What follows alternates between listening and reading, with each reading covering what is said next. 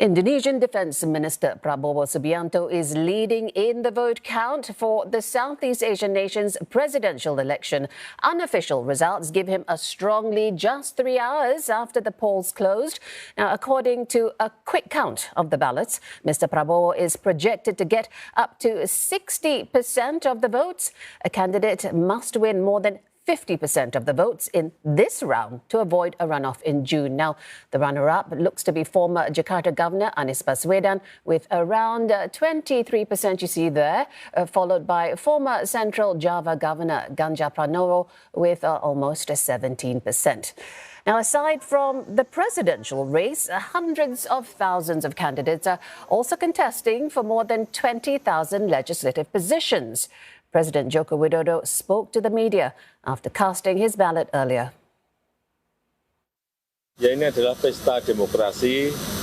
Kita berharap ini betul-betul menjadi pestanya rakyat dan juga berlangsung dengan jurdil, dengan luber dan diikuti oleh seluruh rakyat Indonesia dengan kegembiraan, karena ini ada pesta rakyat, pestanya rakyat, pesta demokrasi. Well, for more, we have our three correspondents, Saiful Bara Ismail, Chatni Vavani and Olivia Marzuki, standing by in different parts of the Indonesian capital, Jakarta. First, CNA's Chatni joins us from a sports complex in central Jakarta, where presidential candidate Prabowo Subianto is expected to turn up later today. Now, Chatni, it seems like 3 times is a charm. Prabowo seems to be in the lead with early unofficial results. That's right, Jill. And what Mr. Prabowo has done is he has not only, according to the unofficial quick counts, it seems that he has not only crossed that 50% golden number, but he has far surpassed it, as you rightly pointed out as well, that he's also seemingly having achieved close to 60% of the votes. Now, people I spoke to here who have gathered here at Istora Senayan, where I'm at, it is a very lively mood. I don't know if you can see behind me, it seems to be a sea of blue.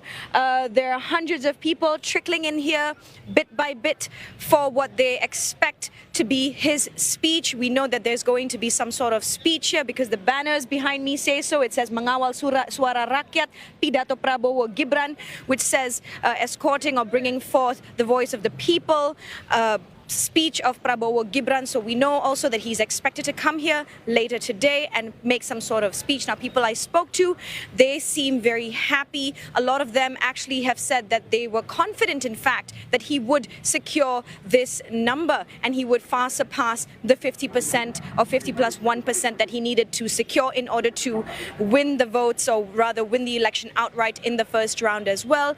We've seen people telling us that this is, God's will as well. They've been extremely happy. Essentially, the vibe here is that everyone has come forward here to celebrate what they believe to be Prabowo's victory, and they are rightfully excited as well here in anticipation of what they perceive to be his victory speech as well.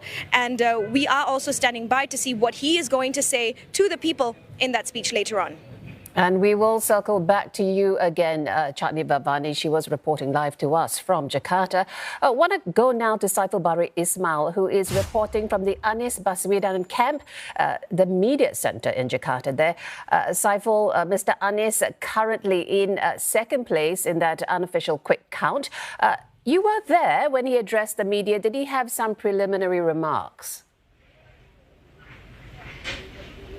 Well, Jill, presidential candidate Anies Baswedan spoke with a number of foreign media, including with the CNA, and I asked him if he would accept the current unofficial quick count results that has been trickling in. Anies said that he has to wait until the end. He said that given the fact in the past few weeks there have been reports of irregularities, he would like to ensure that all the process is done properly so that the result is credible, and therefore it will create a feeling of peace, unity, so that Indonesians can move on, whether to move on to the next stage or to a different level, he said. Anies said that, for example, if the unofficial quick count results showed a ratio of 80-10-10, then something must be wrong, and it's something which he would not be able to accept. Anies said that the entire experience of running as a president has been a spiritual journey for him, and that he felt blessed to be able to experience this journey. Anies has been campaigning, of course, the election on the platform of change amid outrage among many Indonesians over what they see as President Joko Widodo attempts to retain influence when he leaves office after a decade in power. But championing change has been a tremendous challenge for Anies and his team, because more than 70% of the population approves of Jokowi's work and are content with how things are in the country. Anies' best hope of winning this election would actually lie in the ability to come second and force the election into a runoff if the leading contender, likely to be Prabowo, does not get a simple majority today. In the second round, Anies would hope to attract Ganjar's supporters, and he has said that he was hopeful and optimistic to be able to win the election if it comes in a runoff. Saiful, appreciate that live report from Jakarta.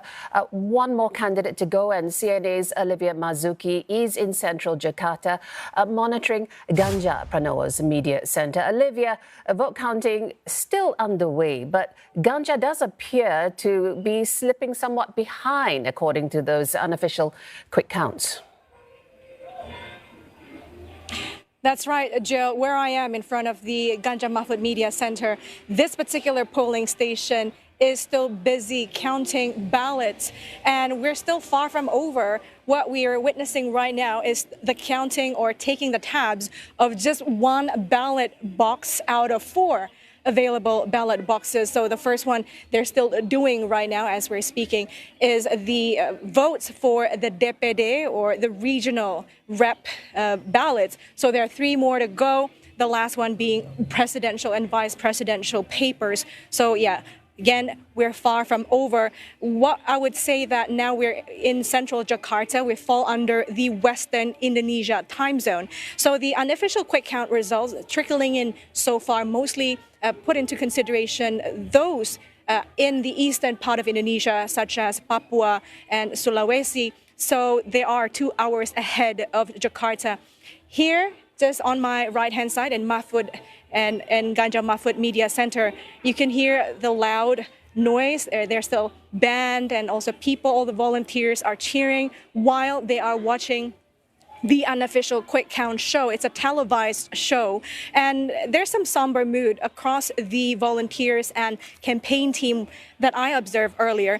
All the incoming results from unofficial quick count show that Ganjar Mahfud pair is at the bottom of the chart. It is pretty consistent of all polling organizations. One of them is Kompas. Kompas takes sample from 2,000 polling stations across the nation, from Aceh to Papua, all the way to the eastern part of the country, and it's using a stratified random sampling methodology with a margin of error of 1%, and all the polls results are showing similar results.